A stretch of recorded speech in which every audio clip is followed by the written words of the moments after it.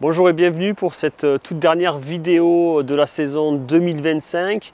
On fait une vidéo un peu spéciale, c'est la FAQ. On répond à plein de questions qu'on a eues à travers des vidéos, à travers un petit questionnaire qu'on avait envoyé. Donc questions sur le maraîchage bio-intensif. Moi je suis Sylvain Couder, maraîcher modèle bio-intensif sur petite surface. Et je réponds à toutes ces questions qui sont restées sans réponse sur cette saison.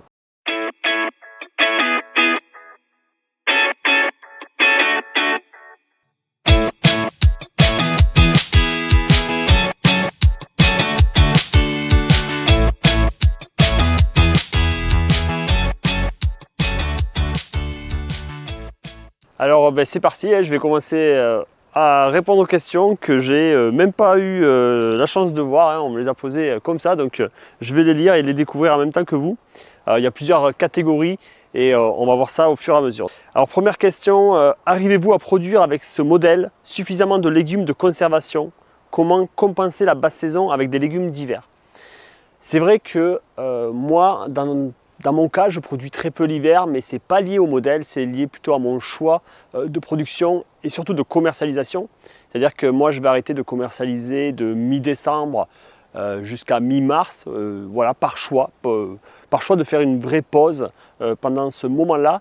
Ce n'est pas lié au modèle, on pourrait très bien continuer à avoir des cultures. Là, on peut le voir derrière moi, là, je suis fin décembre.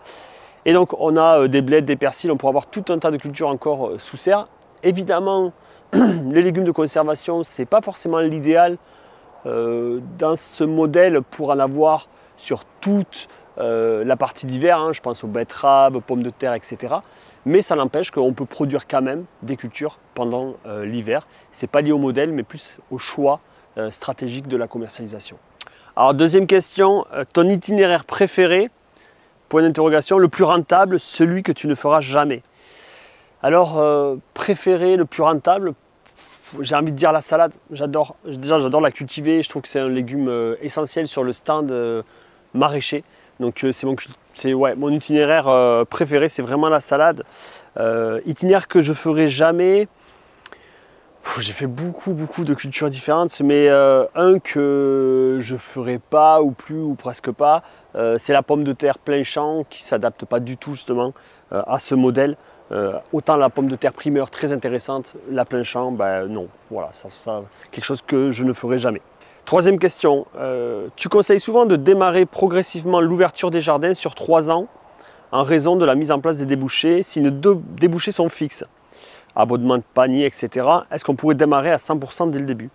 Oui, voilà, quand je conseille ce démarrage progressif sur 3 saisons, 30%, 70%, 100%, c'est vraiment lié à la commercialisation parce que j'estime qu'il faut quand même au moins 3 ans pour se faire une clientèle.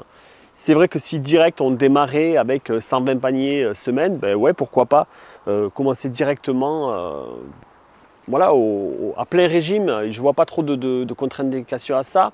Du moment où vous avez l'expérience, la structure qui est en place, oui, c'est tout à fait possible parce que c'est vraiment la commercialisation qui bloque, évidemment, lorsque on est déjà formé avec la structure en place lorsqu'on démarre. Alors là, on change de thématique où on est dans itinéraire technique et conduite des cultures. Alors là aussi, 3 questions là-dedans. Est-il possible d'accélérer la maturation des poivrons par une taille en fin de culture, comme pour les tomates? Là, c'est vraiment très technique, pas vraiment en fait. Le poivron, il a quand même son cycle. Alors oui, on peut tailler un petit peu le dessus, faire rentrer de la lumière, mais ça ne sera pas comme les tomates, on ne va pas vraiment accélérer la maturation des poivrons. Ça va être difficile. Quelle est la pertinence de couper le vert des poireaux à l'automne pour aider le grossissement des fûts? Alors là, je pense aucun, d'après moi. Je ne vois pas comment on pourrait faire grossir du fût en coupant du feuillage. Les plantes ont besoin de feuillage, donc non, j'éviterai de couper le feuillage pour faire grossir les fûts. Au contraire. Troisième question, comment ça se passe concrètement la fin d'une culture pour débarrasser la matière végétale? Les grosses tiges, broyer, sortir les gouttes à gouttes, les toiles tissées. Ok, ça, grosse question. Plusieurs façons de faire, soit on broie la culture en place avec un broyeur, une tondeuse et du coup on laisse la matière organique sur place, soit généralement lorsqu'il y a des toiles tissées, on va couper plutôt au pied, au sécateur à main, sécateur à bras, on enlève les tuyaux, la toile tissée pour pouvoir enchaîner et donc les résidus de culture vont être mis soit au tas de compost, soit aux poules dans notre situation. Alors maintenant, plein de petites questions, ravageurs maladies et problèmes sanitaires. Comment réguler la pression des altises et des taupins? Alors, les altises, c'est voilà, un insecte qui vient attaquer toute la famille des choux. Nous, on les régule en utilisant des filets systématiques sur toute la culture des choux. Donc, il n'y a pas vraiment de régulation, on s'en protège tout simplement. Il y a des vidéos là-dessus sur la protection contre les altises avec des filets spécifiques. Les taupins, c'est ce qu'on appelle le ver fil de fer qui se retrouve dans le sol, généralement derrière les vieilles prairies. Nous, on a eu du taupin en début de démarrage, donc il y a quelques années. Aujourd'hui, il n'y a plus de taupin sur la ferme, il n'y a pas vraiment de régulation sur le taupin du moment qu'on ne fait pas de la prairie. Le taupin, c'est pas vraiment un parasite sur les cultures maraîchères. Je sais que ça peut arriver, mais de manière générale, sur un jardin maraîcher, avec nos rotations, avec notre travail de sol en surface, on n'a pas le problème du taupin. Alors, nouveau chapitre, eau, irrigation et serre. Nous ici on a ouvert parce qu'on avait un peu chaud, malgré que sur le mois de décembre ça chauffe vite dans les serres. Là ça va mieux, on a aéré. Alors, combien consommez-vous d'eau par mètre carré et par an sous serre? Alors ça c'est une question où je ne vais pas avoir la réponse parce qu'on n'a pas des compteurs systématiques sous serre. Et en plein champ, on a voilà, un volume total qui est à peu près de 2500 m3 par an pour toute la surface, mais on n'a pas ce chiffre précis par mètre carré par serre. Tu projetais d'automatiser les ouvrants latéraux de tes serres. L'as-tu fait? Si oui, quelle consigne as-tu programmé? Non, mais justement, je vais les ouvrir, mais ils ne sont toujours pas automatisés, donc il n'y a pas de consigne. Alors, mais quand même, on peut parler un petit peu là-dessus sur l'optimisation des côtés. Ce qui va être intéressant, c'est pas que la température, c'est aussi l'aération. Donc l'idéal, c'est on peut avoir une consigne température, par exemple de 22 degrés, 23 degrés, mais ça serait bien, comme en plein hiver, même s'il ne fait pas 22 degrés, qu'il y ait des systèmes, ce qu'on appelle de désembuage. Donc avoir un automate qui puisse ouvrir les côtés ou les pignons, ce que vous automatisez, pour faire partir et chasser l'humidité. Ça, c'est quelque chose qui est très important l'hiver. Donc l'automatisation dans une serre, c'est pas que la température, c'est aussi l'humidité et permettre de l'aération. Donc il faudrait pouvoir automatiser en fonction de ces deux paramètres. Nouvelle partie, plan, pépinière et semis. Alors, un peu de feedback de pépinière. Ce que tu évites de faire si tu peux commander, hors légumes d'été pendant ta période un peu off, la rentabilité de faire ses plans soi-même. Alors, ce que j'évite de faire comme plan, c'est surtout les plans en plein hiver. Donc janvier, pour mes plantations de janvier et mes premières plantations de mars, c'est des plans qui sont le plus difficiles parce qu'on a très peu de luminosité, notamment en Aveyron, il fait très froid, les jours sont courts. Donc c'est vraiment une période la plus difficile pour produire ces plants. En plus c'est une période de fête, de repos, donc je préfère déléguer cette partie-là pour mes plantations de janvier et de tout début mars. Et puis question quiz, la rentabilité de faire ces plants soi-même. Bon, je ne l'ai pas forcément fait moi sur ma ferme, mais ça a été fait maintes fois sur plein d'autres fermes. Généralement, c'est moins rentable de faire ces plants, mais il y a quand même un mais. La problématique, c'est que nous, on a des toutes petites séries et que c'est aussi très difficile de trouver un fournisseur de plants localement qui peut vous faire des toutes petites séries. Donc ça, c'est une contrainte s'il faut aller très loin chercher les plants. Donc ça, c'est le premier truc. Voilà, on ne va pas pouvoir avoir plein de micro-séries lorsqu'on travaille avec un fournisseur de plants, notamment sur une micro-ferme. Si la ferme est quand même en modèle bio-intensif mais plus grosse, on aura moins cette problématique-là. Et deuxième problématique, le choix des variétés qui n'est pas toujours possible chez le fournisseur de plants. Mais niveau rentabilité, c'est plus économique d'acheter ces plants. Voilà. Mais après, moi je compte évidemment mon temps de travail là-dedans, chose que certains ne font pas, mais c'est une erreur. Il faut évidemment compter son temps de travail lorsqu'on fait ce calcul d'achat de plants. Alors, autre partie, récolte, post-récolte et ergonomie. Quelles sont vos techniques d'optimisation de récolte? Je me rends compte que j'ai encore plein de gestes à améliorer, optimiser. C'est vrai que la récolte, et c'est ce que je disais en formation, c'est 50% de notre temps de travail, ça prend énormément de temps de récolter. Alors c'est difficile à décrire comme ça à travers une vidéo là, mais c'est clair que c'est un poste de travail où il va falloir être très vigilant sur l'ergonomie et la rapidité.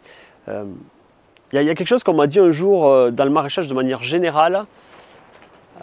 Il faut être comment on peut dire ça, un bourrin consciencieux quoi. C'est quelque chose entre, voilà, il faut aller vite, mais il faut quand même avoir un minimum de douceur. Et surtout quand on récolte ou quand on plante, c'est un peu la même chose. Voilà, et ça c'est vrai, un poste qu'il va falloir quand même faire très attention. Notamment quand on le délègue aussi, parce que on va avoir aussi cette chose de vouloir avoir une qualité de légumes, etc. Donc ouais, prêtez attention à ce poste-là. Après, pour vous améliorer, c'est aussi l'expérience voilà, qui va faire la différence. Alors, autre question dans le lavage. Pour toi, quelle est la salle de lavage rêvée? Franchement, la salle que j'ai, je la trouve plutôt cool. Hein. En fait, elle est assez simple. Hein.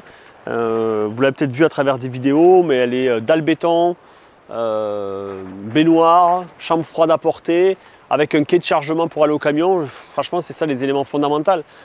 J'ai pas d'inox, elle n'est pas isolée, mais elle est quand même couverte et en parpaing, tout simplement, c'est suffisant.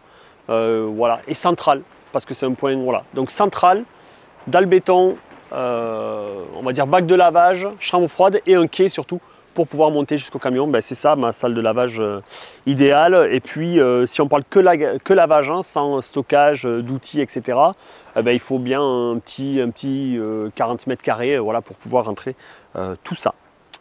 Alors EPI généraux de lavage, alors EPI c'est un grand mot, donc c'est des équipements personnels, de protection individuelle, voilà c'est ça les EPI. Qu'est-ce que j'ai? Non, j'ai rien de particulier, moi j'ai toujours mes bottes et puis mon tablier de lavage, mais pas d'EPI autre que ça. Est-ce que ça te semble pertinent d'utiliser une remorque à atteler au motoculteur pour épandre plus ergonomiquement le compost avec une personne qui fait tomber la matière à l'aide d'un croc derrière? Alors là, pas du tout. Ça me paraît pas du tout ergonomique. Au contraire, ça va être une perte de temps énorme et une charge aussi. Je trouve que ce que nous on fait, c'est aujourd'hui le plus efficace et ce qui me semble le plus simple. C'est donc que moi j'ai un tracteur avec une bennette. Je rentre dans mon tas de tracteur. Il y a une vidéo là-dessus aussi. Hein, je vous invite à aller la voir. Et avec mon tracteur, je vais pouvoir aller devant mes planches et c'est ensuite à la brouette. Donc je peux faire tomber au croc dans ma brouette et aller épandre sur mes planches. Devoir rouler sur ces planches pour mettre le compost, c'est une erreur aussi parce que on va pas pouvoir passer à certaines saisons lorsque c'est humide, voilà, lorsque le sol est mou, on ne peut pas rouler avec le motoculteur et donc il y a plein de moments comme au mois de mars ou février, etc., même avril, où vous ne pouvez pas aller mettre votre compost et ça c'est un problème. Alors qu'avec mon système tracteur plus petite brouette, je peux le faire à n'importe quelle saison. Sachant que c'est du compost et que c'est très léger, et aussi que le compost on en met pas mal au démarrage, hein, les premières années, et ensuite ça devient quand même une charge qui se réduit en nombre d'heures, c'est pas tant que ça, on va mettre un jardin sur deux et on baisse en dosage, donc il ne faut pas non plus s'inventer tout un système pour le compost, sachant que cette remorque là, ou cet épandeur qu'on pourrait mettre derrière le BCS, ça coûte cher, il faut la charger à la main. Faire du BCS, c'est pas forcément très ergonomique et très agréable à conduire. Donc non, j'éviterai de faire ça, en tout cas avec un BCS. On change de catégorie, organisation du travail et conditions humaines. Quelle est la répartition d'une semaine entre l'administratif, la vente, la récolte, l'entretien du jardin? Bon, c'est difficile de faire une moyenne parce que quand même, ça va dépendre de la saisonnalité. Hein, la récolte, la vente, ça va être vraiment qu'une partie de l'année. Et l'entretien du jardin. Alors l'administratif, c'est pas énorme. Hein, c'est 1 ou 2 heures par mois, j'ai envie de dire. Un peu plus l'hiver si vous rentrez dans l'administratif, tout ce qui est planification, comptabilité. Voilà. Et ensuite, vente, moi sur ma semaine, il y a 2 journées de vente, donc 2 fois 8, un peu plus de 8 heures. Sur une semaine à 40 heures pendant les pics, donc on va être à peu près un tiers au niveau de la vente. Pareil au niveau des récoltes et pareil au niveau entretien du jardin. Ça va être à peu près ça au niveau répartition, donc un tiers entre vente, récolte et entretien du jardin. Donc finalement, ça ne fait pas beaucoup de jours où on entretient le jardin. Et ça, c'est quand même quelque chose qui est assez choquant en pleine saison, c'est que finalement, on n'a pas tant de temps que ça à planter, à désherber, à palisser. On va passer aussi beaucoup de temps à récolter et aller au marché. Alors, autre partie qui rejoint un peu celle-là, commercialisation et débouchés. Alors, grande question, je vais tout lire. Étant maraîcher en vente en magasin de producteurs, je me demande souvent l'avantage des marchés vs magasins de producteurs. On fait peu de permanence par rapport à des marchés, mais on partage des frais de magasin sans oublier les réunions nécessaires pour faire vivre un collectif. Aurais-tu une idée du temps global que prend la commercialisation sur l'exploitation? c'est vrai que c'est difficile à répondre comme ça. L'intérêt du magasin des producteurs, évidemment, c'est d'avoir sa production qui est en vente toute la semaine, contrairement à un marché. De ce que moi je peux en dire, parce que je ne suis pas dans un magasin de producteurs, mais j'ai un bon collègue qui est dans un magasin de producteurs, et pour lui, c'est le même temps de travail, que ce soit un marché par semaine ou les permanences au magasin du producteur, quand il prend en compte les livraisons, les réunions, etc. Donc, niveau temps de travail, on va être à peu près sur la même chose pour un maraîcher en tout cas, qui doit livrer plusieurs fois par semaine, et c'est souvent ça la problématique de devoir réachalander plusieurs fois par semaine. Voilà, il ne faut pas oublier les réunions qui sont aussi importantes, l'organisation. Le point négatif que je peux voir au magasin, c'est parfois la marge qu'ils prennent de 15-30%, ça dépend des magasins. Donc ça peut être une problématique. Question temps de travail. Lorsque tu dis tenir la semaine en 35-40 heures, c'est avec quelle intensité? Est-ce que c'est 35 heures à fond? Est-ce que tu t'accordes quand même des pauses et des temps plus calmes? Ça c'est relatif, à fond ou pas à fond. Mais oui, quand je suis au champ, je suis au champ. C'est clair que quand je parle de 35 heures, ça peut être le marché, ça peut être au bureau, etc. Mais c'est 35 heures, oui, de travail effectif, quoi. Je sais pas comment dire, je ne suis pas en train de regarder les oiseaux ou de compter le nombre de sauterelles qu'il y a dans mon jardin, quoi. C'est clair que quand je taffe ou quand je marche dans un jardin, d'ailleurs, souvent je marche très vite, je taffe. Ça fait partie de mon fonctionnement de travail. C'est vrai que moi j'ai toujours cet exemple-là de mon grand-père qui travaillait, je sais pas, en fait, lui, il n'y avait pas de travail-vie, c'était la même chose. Il était agriculteur, pas maraîcher, mais agriculteur, mais il était au ralenti. C'est quelqu'un qui travaillait au ralenti, mais il devait faire 100 heures par semaine, toute l'année, toute sa vie. Je ne suis pas dans cette dynamique-là. Moi, je suis dans une dynamique plus de travail, où je vais travailler 35 heures, mais de façon plutôt le plus efficace possible. Voilà. Donc non, oui, je m'arrête à midi, mais plutôt dans l'efficacité. Voilà. Après, est-ce qu'il y a des temps plus calmes? Mais j'ai plus envie de dire, c'est dans la saisonnalité qu'il y a des temps plus calmes, ou l'été quand il fait très chaud, etc. Mais quand je suis au travail, je suis au travail. Développement, outils et innovation. Alors, je serais curieux d'en apprendre plus sur le développement du SpeedMod SpeedSem. Combien de temps entre l'idée, la recherche et développement et la commercialisation? Ça permettrait de comprendre le coût de production pour certains. Peut-être que la question c'était juste pourquoi ça coûte cher. C'était peut-être ça la question sous-entendue de cette question. Alors SpeedMod SpeedSem, pour ceux qui ne savent pas, c'est un semoir et une moteuse manuelle qu'on a développé avec un associé au Jardin de la Valette. SpeedMod, c'est pas forcément une idée de nous, c'est quelque chose qu'on a découvert ailleurs et qu'on a arrangé à notre sauce. Le semoir, ça ressemble aussi à des semoirs qu'on a déjà vus, mais là il a un profil un peu différent et surtout avec des plaques interchangeables en inox, où là c'est ça qui fait vraiment la différence. Entre le début de développement, ça prend à peu près 2 ans, entre le temps qu'on a l'idée, qu'on monte la société, qu'on fasse les plans, les essais, etc. C'est à peu près 2 ans. Pour le coût de production, c'est vraiment... là, le coût de production, en fait, nous, on ne peut rien faire là-dessus. Tout est fabriqué en Aveyron. Ça, c'est peut-être la première cause du coût de production qui peut vous paraître élevé. Ça, après, chacun verra si c'est élevé ou pas. On pourrait faire vraiment moins cher ailleurs, ça c'est évident. Mais dès qu'on veut fabriquer un outil, là, moi, je suis rentré dans une autre dynamique, métier que je découvre aussi.